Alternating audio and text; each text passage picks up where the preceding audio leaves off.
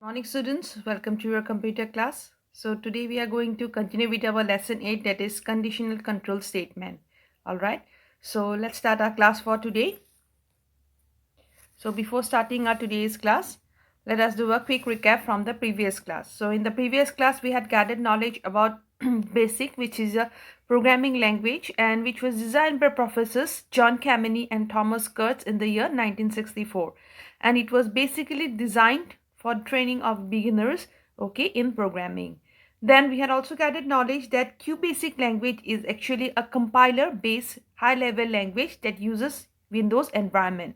Okay, so it's a compiler based high level language, means it is a programming language which is based on high level language and it is used as a compiler. That means this program has an inbuilt compiler through which it can be used as a Windows environment. All right, then QBasic is actually a earlier version. All right, then QBasic was modified and a new language was developed, that is QB64, and it was released on the year 24 April 2013.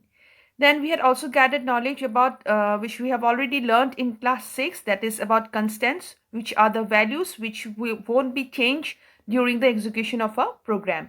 Okay, so constants are those values which we store in a variable.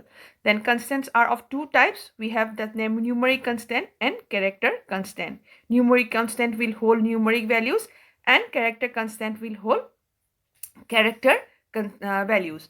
Then we had also gathered knowledge about a variable which is actually a named location in the memory of a computer and it stores the data temporarily. Okay, so it is like a temporary memory, okay, which will be holding the constant, that is the space which will be required for the constant for a particular program in a memory of a computer.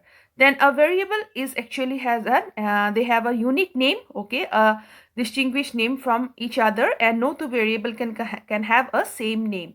All right, in a particular program, a type and a size which is actually used for identifying in the program. Then variables are also two types, just like constants, that is numeric and string variables. Okay, so numeric variables will hold numeric values and string variables will be holding string values. Okay, now string variables are like, we have to use a dollar sign beside in front of a string variable. Okay, now say for example say $a equal to say Guwahati. All right, so here we have to use a dollar sign just beside, before a string variable. Okay, right. Then we had also gathered knowledge about different types of statements which we have already used in class 6. That is, first of all, the RAM statement, which is used in a QBasic program, and this particular statement is used to write a command in the program. Okay, so that you can know for what this particular program is written and it does not get executed. That means the lines which you write within the RAM statement, it does not get executed during the program when you run that particular program. Then the print statement, okay, which is used for displaying numbers, text, or any message on the output screen. That means whatever you write, say print within brackets, say if you write my name is or I study in class 7, so that particular line, that I study in class 7, that particular line will be displayed on the output screen with the help of the print statement. Then CLS, which is used for clearing the output of the screen. Then we have again the let statement, which is used to assign, okay, or give a value to a particular variable. Then lastly the input statement, which is again used to accept a value from the user when you run the program, okay, and it is used for storing it in a variable.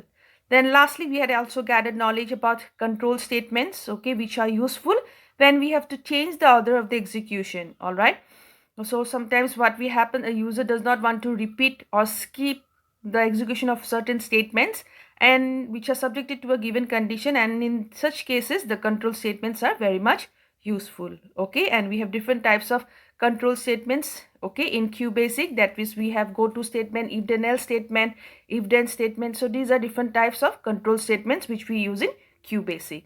All right, now let's come to the solution to the previous class question. So if you remember, in the previous class I had already asked you certain questions. So I have two questions for you along with the solutions. The first question which I have asked you was that Sumana has created a program in QB64 and now she has to store the data for the program in a name location in the memory of a computer, okay, which stores the data temporarily. Now you have to help Sumana with the name of that particular location. Now here I have the answer to it. The solution to this answer is variable. That is, variable is the name of that particular location which will hold the data temporarily, which will store the data temporarily for a particular program. Then the second question which I have was that Lativa has created a QB64 program and now she wants to clear the output in order to view the output of her current program. So she wants to clear the output screen, okay, so that she can view the output of her current program which she has written, okay. Now according to you, which statement will you suggest Lativa to use it? So which statement will let Lativa clear the output of her previous program? So this particular statement, we use it at the very beginning of a particular program so that it clears the screen, okay, that is, it erases the contents, that is the solution to the previous program. So the correct answer for this is the CLS statement, which is called as clear statement. Alright, so these are the solutions to the previous class questions. Now let us move to the learning outcome of today's class. So in today's class, you will know what is a go-to statement, that is another conditional statement, okay. So let's come to know what is a go-to statement, okay. So here we have go-to statement, and the go-to statement is used for transferring the program control from one statement to another, okay. So it is a conditional control statement and which will transfer the control one after another and the program will keep on continuing it. Please see here nicely. So here we have go-to statement, and please underline that a go-to statement is referred to as an unconditional transfer control, and it is used to transfer the program control from one statement to another, alright, in a particular program. That is, it is used for transferring of the control from one statement to another. And the syntax, that is how you can write the syntax of a go-to statement. You have to write like that, go to, and within the bracket you have to write the instruction. That means which statement it has to go, that is program control will go, okay. Now let us learn this, or let us know this with the help of a following example. So in the above mentioned statement, you have seen that go to transfers the control from to statement with a label, okay. So you have to write a label there which is within inverted commas, which is written as start, okay, with a colon. And let us understand this, how to write this label in order to use the go to statement in a program. So the following program which you'll see on the screen will help you with the concept of a go to statement. So here you can see this is the QB screen, program screen, where we are going to write the program here. So first of all, we have start rewriting as a, okay, which is a variable and it has stored a numeric constant 1. Then we have written start, this is the label, okay, within colon. Then we have to write b equal to b a into a, okay, again b is a variable. Then we have to write print b, that means the output what we will get, it will be displayed on the output screen. And again a you have to write equal to a plus 1, okay. And then we have to write go to start, that means the program control will again move to the start label, okay. And at last we have to write the end statement, which means that program has end. And when you run this particular program, what you will find, this is the output which you will find, that is, you will see, you will get 1 4 9 16 25 36 49 etc, and it will keep on continuing, okay. So because go to is an unconditional control statement, all right. Now here go to statement will encounter the control, okay. When the go to statement will encounter, the control will be transferred to the desired line in order to set up a loop, okay. Now loop means one after another continuously, it won't be stopping. So an unconditional transfer of control will create an infinite loop. Infinite loop means an endless, okay. So there will be no end to the output of this particular program, where there will be no exit, okay. Now in order to control, or in order to end, or you can say terminate, that means to stop this type of loop, an infinite loop, okay, we can do is, please underline in your textbook, that is we have to press Ctrl plus pause break keys together. okay, in order to come out from this type of programs where there is no exit. Now let us understand the concept more, okay, like we have how we can in our daily day-to-day life we take different kind of decisions. Now for example, if you plan, okay, to go for a movie which will depend upon the availability of tickets. Now let us understand more like of this. So first of all, we have a condition there, okay. So how we can use the conditional statements? That means if tickets are available, what we will do is we will see the movie, okay. So if tickets are available, then we will see the movie, and if tickets are now not available, what we will do is we will have food in a restaurant and we will come back, okay. So this is the condition and the plan of action which we are going to do. Now similarly, like in our real life situations, the computer also decides about the actions which will depend upon the validity, okay, validity or non-validity of a condition, okay. So same way the computer also will decide, and every decision involves a choice between the yes and no, okay, result in a particular program. And once the condition is satisfied, okay, so it will meet the condition, the execution will stop.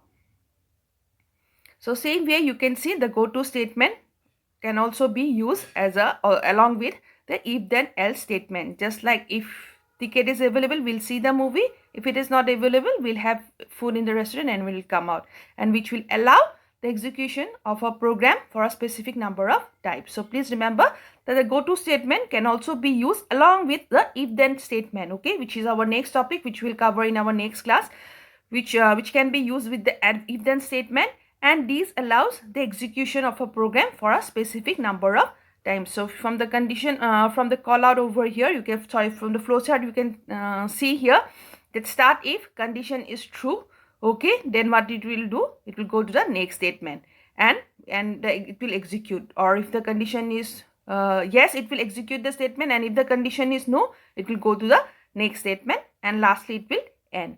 So this is how we can use the go to statement along with the if then statement, okay. So we'll come to know about what is if then statement in our next class. So let us move to the keyword for our today's class. So the keyword for our today's class is infinite. As I have already told you, infinite means what? Limitless or endless in space or extent, or you can say size, or which is impossible to measure or to calculate. Means there is no end, okay. Limitless, endless, it will keep on continuing, okay. So this is the keyword for our today's class. You can write down the meaning of the word, okay. Now let's move to the time to test. So same here, I have two questions for you. That is, first of all, my first question is that Basir wants to give the output of his program in infinite loop, and which statement will you suggest Basir to use, okay. And same way I have the second question, that if go to statement creates an infinite loop, then according to you, by pressing which keys we can terminate or we can stop this type of loop. So these are the two questions which I have for you for today's class. Please go through the question and answer it correctly, and this is your class assignment for today. Now let us summarize the topics which we have covered in our today's class. So in today's class, first of all, we had gathered knowledge about the go to statement, which is referred to as an unconditional transfer control, and it is used to transfer the program control from one statement to another in a program, okay, in order to continue the condition, okay. Then the syntax, that is how we can write a go to statement, is we have to write go to, and then within bracket we have to write the instruction, okay. That means which statement it will go. So for example, if we can write go to start, okay, that is it will go to the start label, and again the program will continue. Then go to statement transfers the control to the statement with the label start, as you can see here, and when go to statement encounters, the control is again transferred to the desired line in order to set up a loop.